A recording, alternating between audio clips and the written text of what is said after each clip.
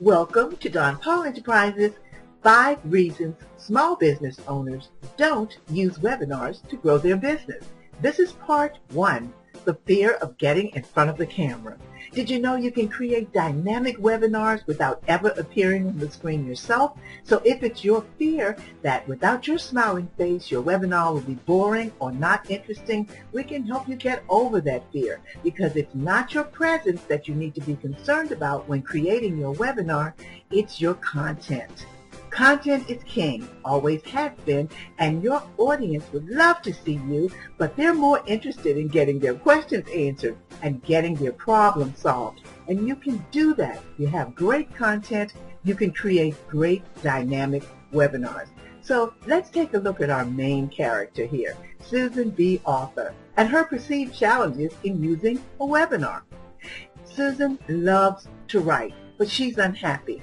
With her love of writing, she actually is freaked out about starting a webinar. And she needs one because she needs help reaching her audience, she needs help helping her audience, and she needs help selling her book. She just doesn't like being in front of the camera. And even though she knows the benefits, she doesn't know where to start. Well, that's okay, because you start with content. Content is king. And Susan has a lot of great content, so she can create dynamic webinars, and she doesn't need to be in front of the camera. She took a great idea. She started looking at webinars that her colleagues were putting on, and she got very excited because she could see some of the great things that were going on in her colleagues' webinars. She could see that they were giving out helpful tips and points. They were having question and answer sessions, using slides and videos, dynamic conversation, even buy links, and so much more, including bringing on other presenters. And the main thing she noticed throughout all of this is that no one actually had to be in front of a camera. She never saw her colleague on camera. So she was very excited about that.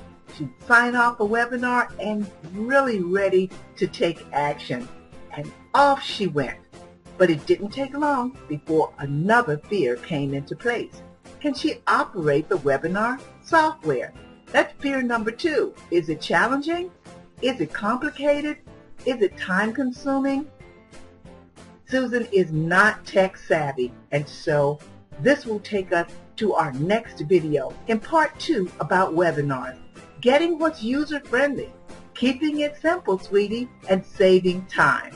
We're going to take you through what you need to know in part 2 of our 5-part series, Why Small Business Owners Don't Use Webinars to Grow Their Business. We hope that you'll tune in to part 2, and in the meantime, if you need a custom webinar or you just need information, get in contact with us.